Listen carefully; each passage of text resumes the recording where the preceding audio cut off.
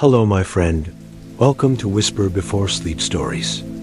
I'm David, your storyteller, sharing timeless tales from ancient legends and medieval myths to modern-day stories full of feeling. Here, you'll be wrapped in a soothing voice, relaxing sounds, and a calming space that helps you release tension, quiet your mind, and fall into a deep, restful sleep. I hope each story brings you a sense of peace, connection, and a touch of magic for your soul before you close the day. Tonight, we'll wander somewhere far away, yet curiously close to the quietest corners of your mind. Imagine Kyoto, not the Kyoto from travel ads, nor the one packed with tour buses and camera flashes. This one exists in a quieter version of time. Maybe not on any map, maybe only in the rain. You probably won't survive this place in the usual way. That's not to say it's dangerous, just that once you walk its streets, feel the hush of old wood beneath dripping eaves, and hear the song of the city through a rain-slicked drainpipe, you're changed just a little. So before you get comfortable, take a moment to like the video and subscribe, but only if you really like what I do here. And tell me, where are you listening from? And what time is it there? I love knowing we're all connected, even in the dark. Now, turn off the lights, maybe turn on a fan for some soothing noise, and let's go on a journey together tonight, or some meditation to help the audience relax their minds. It begins with a train pulling into Kyoto Station, brakes hissing like a sigh. You step off, backpack a little damp from Osaka's drizzle. The crowd thins. The station clock ticks louder than it should. You're not sure why you came, only that you needed to. Maybe something someone said, something someone didn't. The city outside smells of wet stone and roasted chestnuts. Umbrellas jostle past. You're not in a rush. You never are in dreams. You take the left exit. Why? No reason. Just a tug soft but sure. The rain is gentle now, like silk sheets being shaken from a balcony. You follow an old street.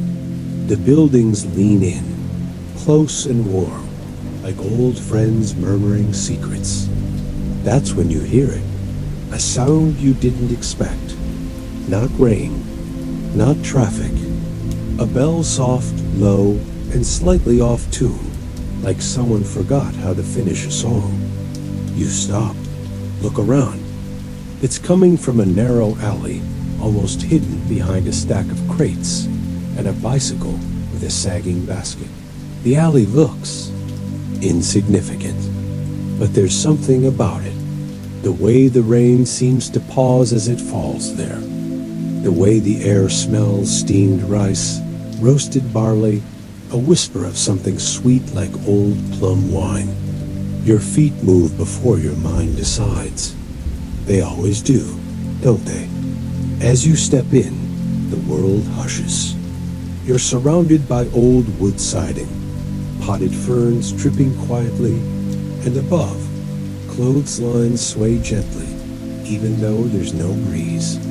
No signs, no lights, just a length of faded Norn curtain, deep indigo with a hint of a character on it, washed away by years of weather. You pause. There's no handle, just the curtain. You touch it. It's warm. Behind it, the sound of a kettle. You step through. The air inside wraps around you.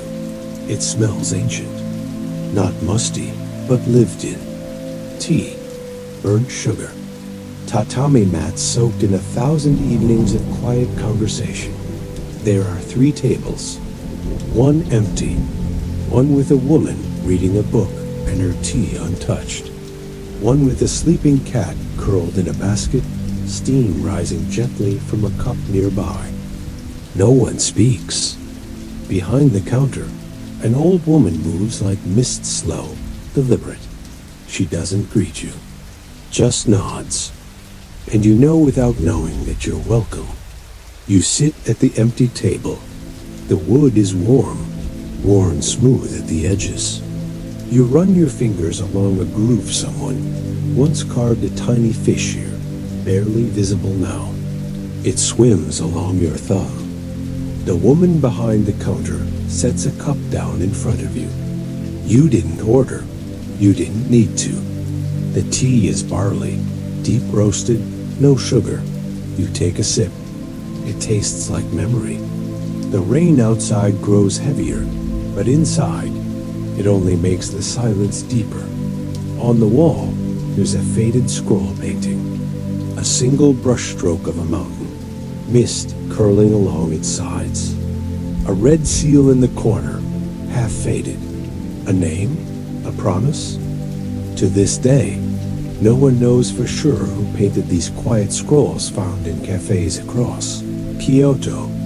Some say they were the work of a wandering monk who never spoke but painted stories in silence. Others say they appeared overnight, never drying fully, as if the mist inside them was alive. You sip again. The woman who runs the place never speaks, not out loud, but her eyes, soft as rice paper and just as fragile, tell you that you've been expected. You look down. The table's second groove curves gently into the shape of a bird in flight. And then you notice the cat has opened one eye. It's looking at you like it's remembering something. You don't remember closing your eyes, but when you open them again, the tea is half gone, and the rain has taken on a new rhythm, less like falling, more like whispering. Outside, the alley shimmers. The curtain flutters even though the air inside the cafe remains perfectly still. The woman behind the counter places a small plate beside your cup. 2 tiny sweets mochi, dusted in kanako powder and folded with something dark and glistening inside.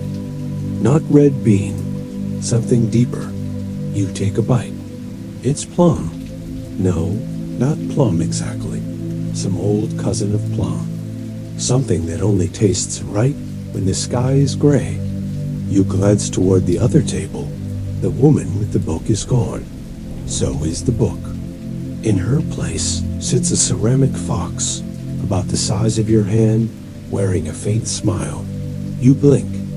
The tea hasn't made you dizzy, just light, like you've loosened your grip on reality, and it doesn't mind. The woman behind the counter finally speaks. You walked the rain well, that's all. Her voice is soft, not old-timeless, like falling water in a cave. You nod, not knowing what to say. Few do, she adds. Then she turns and disappears behind a curtain painted with chrysanthemums, steam trailing in her wake. You stay in your seat. It feels wrong to move too quickly here, as if time were something you had to unfold slowly, like a letter from someone you loved a long time ago. The cat stretches. You hear its joints pop, not from age, but from memory. It walks across the counter and vanishes behind a row of old tin canisters marked with careful brushstrokes. One says Hojicha. Another simply reads yesterday. Your fingers trace the grooves on the table again. The fish and the bird now feel like parts of a larger story, like kanji, written by a hand more patient than your own. And then, something odd. There are no clocks in the cafe. No sound of ticking. No hum of machinery. Even your phone feels wrong in your pocket, like a stone you meant to leave at the river's edge. This place doesn't want time. It wants presence. The door curtain rustles once more, and a man enters. Elderly but upright. His coat is soaked, the water pooling neatly at his feet.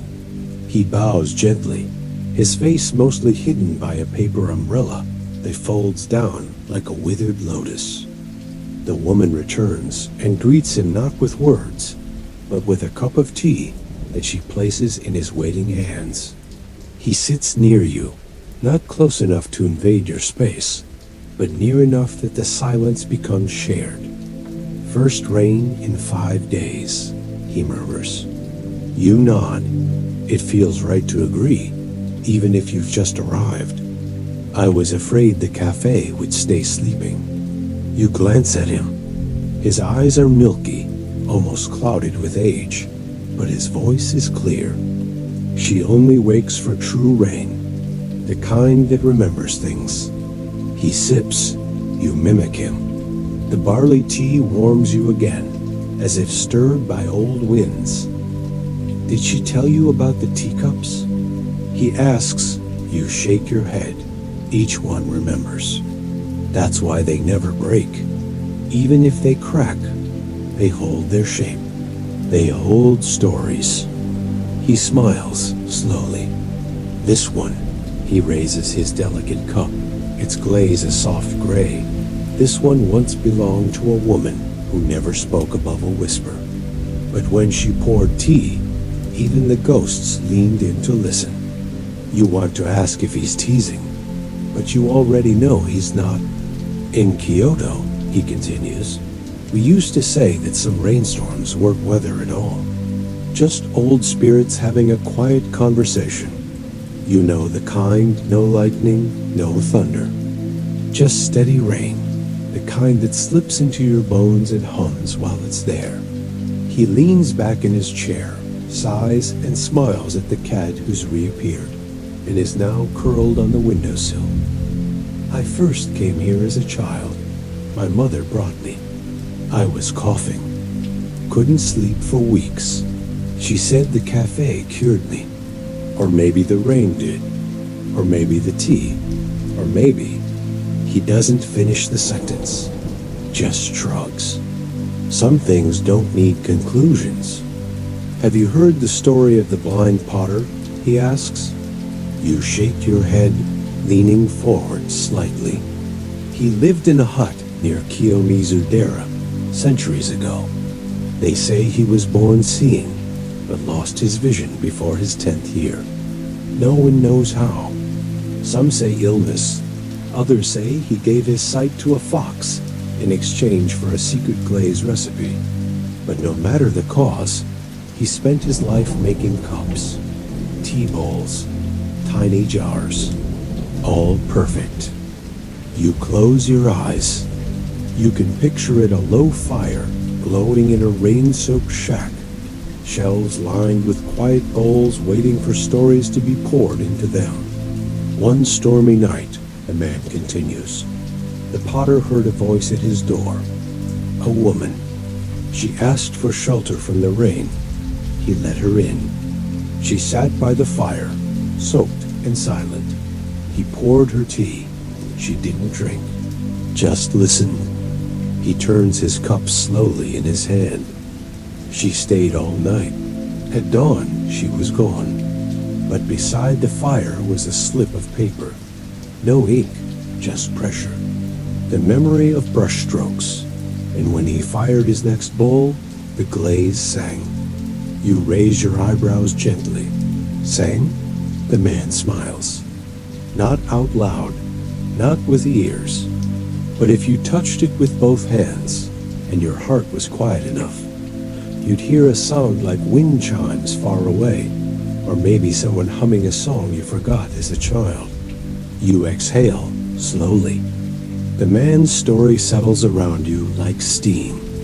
"To this day," he says, "no one knows who she was. Some say she was a ghost. Others, a spirit of the rain. Others still believe she was the potter's own sadness, even shaped by the storm." The woman behind the counter places another sweet beside your cup. This one is shaped like a little bell. You don't eat it right away. You just watch it, wondering if it will ring. The old man finishes his tea. His fingers rest lightly on the rim of the cup, as if he's not quite ready to let it go. You look again at the bell-shaped sweet. It hasn't moved, but something about it feels alive, as though it's been listening to every word. waiting for its cue to chime softly in your memory when you leave. The cat leaps down from the windowsill and pads silently over to the old man's chair. He nods once at it, and it sits without fuss, curling into the same position it had before, as if time were repeating in gentle loops here.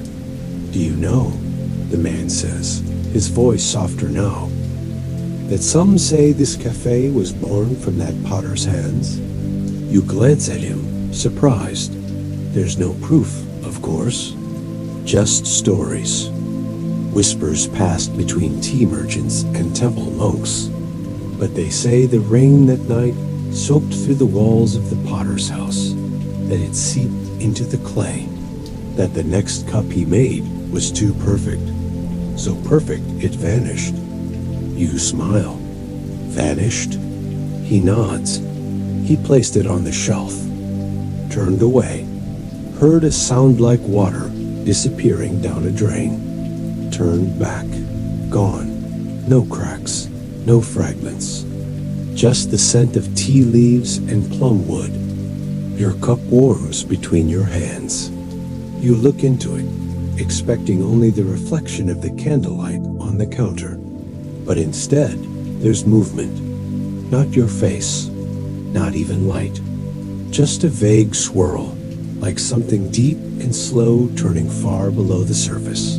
The old man continues. They say that vanished cup became the heart of this cafe, and that every time it rains just right, when the sky remembers that night, the cafe forms around the memory of that cup, just for a little while, for anyone who still listens. You glance at the doorway. The curtain hasn't moved in some time. No one's entered. No one's left. Most walk right past it, he says, even if it's open.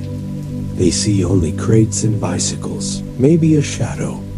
Maybe they smell the tea, but they think it's coming from their own heads, from something they lost a long time ago.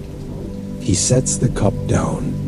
The empty sound it makes on the table is the softest punctuation you've ever heard. The rain brought you here, he says, not asking, just observing. You nod again. You're lucky. Some people wait their whole lives for a doorway like this. Most don't even know they're waiting. He smiles, slow and patient, and looks out the window. I wonder sometimes, he murmurs, what the world would be like if more of us knew how to listen to the weather properly. You sit with that ... because he might be right. The rain has a sound, and it changes depending on how you're feeling.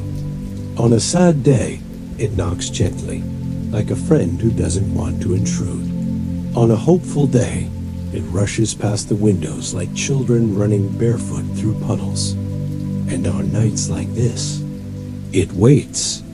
It waits for your breathing to slow, for your fingers to stop scrolling, for your voice to stop apologizing, ... The old man leans back and closes his eyes. I once asked a monk, he says, why rain always felt nostalgic. You know what he told me? You raise an eyebrow slightly.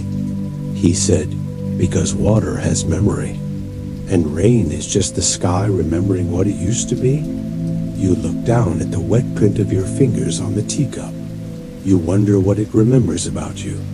Not what you said, not even what you did, but what you almost said, what you almost did. In the corner, there's a dusty shelf of books. Most have no titles, just brushstroke marks. You walk over to it slowly, with reverence. Each book is warm to the touch. One of them buzzes faintly in your hand, like a hive full of dreams. You return to your seat without opening it. Somehow, you know it's not ready. Or maybe you're not. The old man is humming, softly. A melody so old, it feels like it was born in a teacup left out in the rain ... You know, he says, there's an argument about this cafe among scholars. Well, not scholars in the usual sense. Just the kind of people who read footnotes for pleasure and looked for typos in temple inscriptions. He smiles slyly. They argue over whether this place was created by the potter, an accident of love and storm, or if it was born from something older.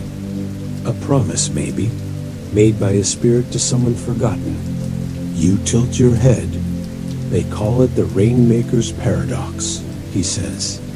Did the cafe make the rain happen, or does the rain bring the cafe into being? He chuckles. To this day, no one knows for sure. The wind rises outside just for a moment, and in that breath, you think you hear something you can't describe, a sound like someone turning a page in a book they never finished. The old man stands slowly, leaving his empty cup behind. He walks to the counter, bows to the woman, and presses something into her hand. A stone, it looks like. No coins, no bills. She places it into a drawer that closes without a sound. Then he's gone. No bell, no goodbye.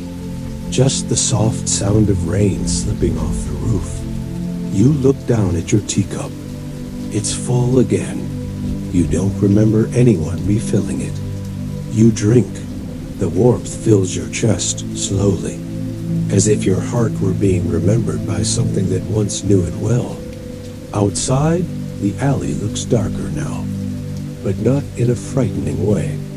More like a tunnel, a passage. And just at the edge of your hearing, you swear you hear it again. That melody, far away from someone else's memory. The steam from your cup dances gently, like breath on a mirror. It curls upward, then shifts just slightly, as if nudged by something unseen. The cafe is quieter now. Even the rain has softened, turning into something more like memory than weather. You stand. Your legs feel heavier than you remember, like you've grown roots into the wooden floor. You walk toward the far wall, where a shelf of mismatched teacups rests. None of them match in size or glaze, but all seem to glow faintly in the candlelight, as if lit from within by something still unfinished.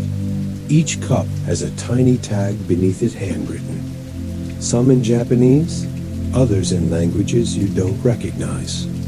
One simply says, "For the one who waited." Another reads, "Don't wake him, let him dream." And then there's a small, cracked cup, barely more than a bowl, with a chipped lip and a faded glaze. Its tag has been rubbed down to almost nothing. Just one ink stroke remains, a curved mark, like the moon trying to smile.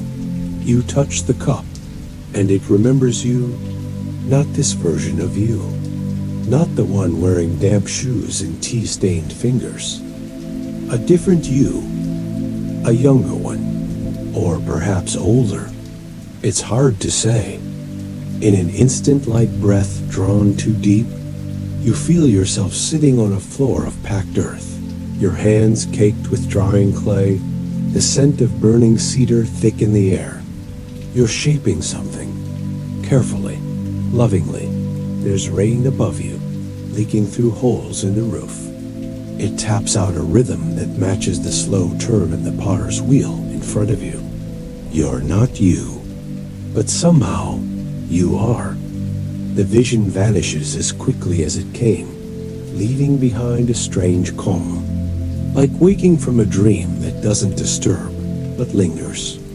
You place the cup back where it was, and as you do, a drop of water falls from your sleeve and lands inside it. It doesn't soak in, it shimmers. The woman behind the counter is watching. She doesn't smile, but something in her eyes softens. She places a fresh cup in front of your table. The steam from it rises in slow, even spirals. You sit again. This time, the tea is different. Not barley. Something floral. Chamomile, perhaps. but with a note of something older. Sakura bark, maybe. You sip it, and it tastes like the first spring after a long illness. Soft, cautious, beautiful. The woman walks to the shelf and gently picks up the cracked cup. She holds it in both hands, cradling it like a child, and then she places it on the windowsill. Just so. You heard it, didn't you? She asks softly. You don't answer. She doesn't need you to. She turns back behind the counter and begins wiping the same surface she's already cleaned. Not out of habit, but out of reverence. Like one might polish the surface of a shrine, even after it's spotless. Your attention drifts to the far end of the cafe. A scroll hangs low on the wall, its bottom edge brushing the floor. This one is different. The brushwork is more chaotic, less composed. You heard it, didn't you? She asks softly. You don't answer.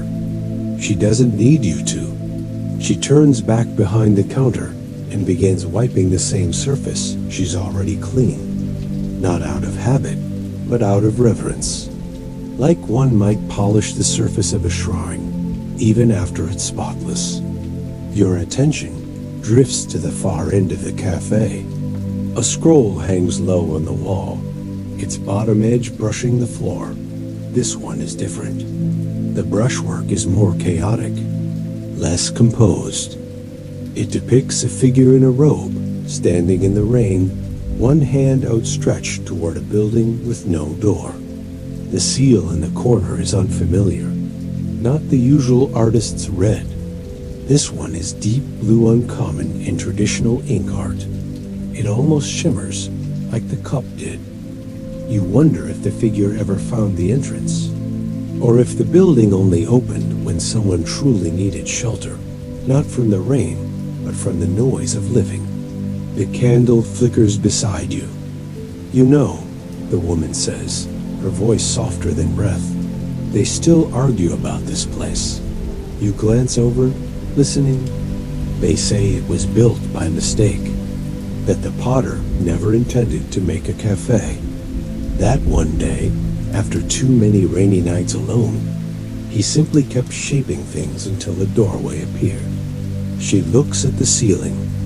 He never walked through it, but others did. You sip your tea. It has cooled, but it's sweeter now, as if it's changed because of what you've heard.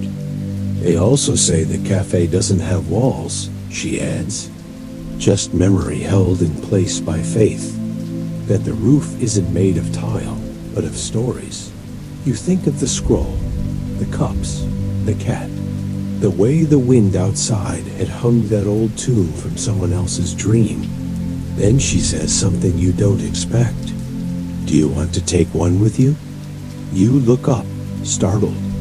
A cup, she clarifies, not to keep, just to carry. It'll find its way back. You nod. She walks over to the shelf and gently chooses one. Not the cracked one. This one is whole, but asymmetrical. Wabi-sabi, the kind of beauty only imperfection makes possible. She wraps it in an indigo cloth and places it before you. Don't open it until the next time it rains. You accept the bundle with quiet hands. It's warm, even through the fabric. The rain outside is slowing now. You can hear individual drops again. 1, 2, pause, then 3 more. You look toward the window and see something you hadn't noticed before, a faint trail of wet footsteps, leading from the curtain to where the old man had sat. The footprints are fading, dot, dot, vanishing. You glance down at the table again. The bell-shaped sweet is gone. Not eaten, just not there. You wonder if it ever was. A quiet voice inside you says, "It doesn't matter." The woman nods once, as if agreeing with your thought. You rise. The cup bundle is light in your hands. You bow deeply, respectfully. Not because you must, but because it feels wrong not to. She doesn't bow back. She just watches. As you step through the curtain once more, the light dims behind you, as though someone lowered a lantern. The alley is empty. No crates, no bicycle, just stone glistening with fading rain. You turn, half expecting the cafe to still be there. It isn't. Just the wall. A solid plank wall, rough and rain-streaked. Only the smell of barley tea remains, clinging faintly to your scarf. And in your hands, the indigo-wrapped cup is still warm. You step into the alley again, only it's not the same one. Somehow, the air has changed. Not just the scent, though the roasted barley has faded into something fainter, like wet stone and cedar ash. The silence has shifted too. It isn't hollow. It's full. Full of something you can't name. Not grief, exactly. Not joy. More like the space left behind after a story has ended, and no one quite wants to speak. You look at your hands. The indigo cloth hasn't cooled. It feels like it belongs to you now. Not owned, just carried. Like memory, or a message in a language you don't yet understand. You step back into the street. The city is still there, unchanged. Bicycles flash past under umbrellas. Scooters hum by, and the glowing windows of convenience stores pulse with warm fluorescence. But the edges feel different, softer, less certain, like you've stepped between layers of time, and no one noticed. You turn left again, the same way you came, but the rain has stopped entirely now, leaving behind puddles that reflect the overcast sky like forgotten mirrors. You stop at one and stare for a moment. Your reflection wavers, not with the wind, but as if something behind your eyes is still shifting. There's a small bench near the corner where the alley meets the main street. You sit down, careful with the cup in your lap. You don't want to open it yet. Not until the next time it rains. You've made that promise, even if no one heard you say it out loud. Across from you, a narrow canal trickles quietly under a footbridge. You watch the water pass. Leaves drift along, slow and unhurried, as if even the trees are whispering, "Take your time." You think of the old man again, his voice, his strange, peaceful certainty. You wonder if he ever left the cafe, or if he was part of it, like the steam, the silence, the sweet that vanished. And then you wonder something else. Had you been there before?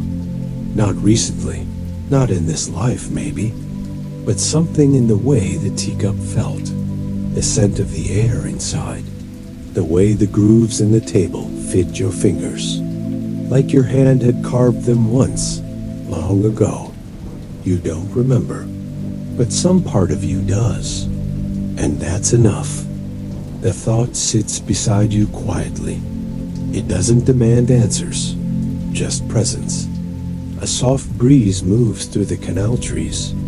A maple leaf drifts down and lands beside your foot, spinning gently.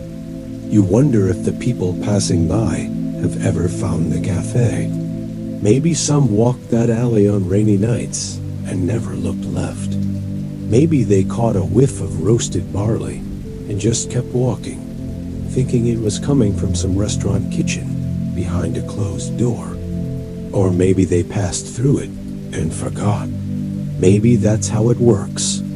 Maybe the cafe only remembers you if you need to be remembered. You glance again at the cloth in your lap. The warmth is fading now. Not cold, just settling. Like a breath at the end of a long sentence. You don't want to move. Not yet. So you sit longer. The sky is beginning to brighten slightly, nothing dramatic. Just a gentle lift in the clouds, as if morning remembered it had a role to play. The street lights are still on, their glow softened by the mist that hasn't quite decided to leave. You look up and see a small heron, white and motionless, perched on the edge of the canal railing, watching the water, unmoved by the people. You think of the scrolls, the ones without names, the one with the blue seal. You wonder if they're still hanging in the cafe, even when it vanishes, or if they wait in some in-between place until someone needs them again. Some researchers say there were hidden cafes like this during the Edo period spaces that only opened when certain conditions were met. Rain, moonlight, a certain type of silence. But no proof exists. Just letters, hints, a record from a traveling monk who spoke of a house of forgetting that sold tea and dreams instead of rice. You smile at the phrase, a house of forgetting. Maybe that's what you needed all along. Not escape, not adventure. Just somewhere to set things down for a while and be remembered by something older and softer than yourself. The clouds shift. A faint shaft of light cuts through the buildings and strikes the puddle at your feet. It glows golden for just a moment before fading back to gray. A woman with a small dog walks past, her umbrella folded. She glances at you and smiles politely. You smile back. She keeps walking. You remain seated, not quite ready to return to noise, to scrolling, to lists and alerts and voices that ask for too much too quickly. You close your eyes, just for a moment. The air smells faintly of roasted barley again. Maybe it never left. Maybe it's in you now. When you finally stand, your knees are slow but willing.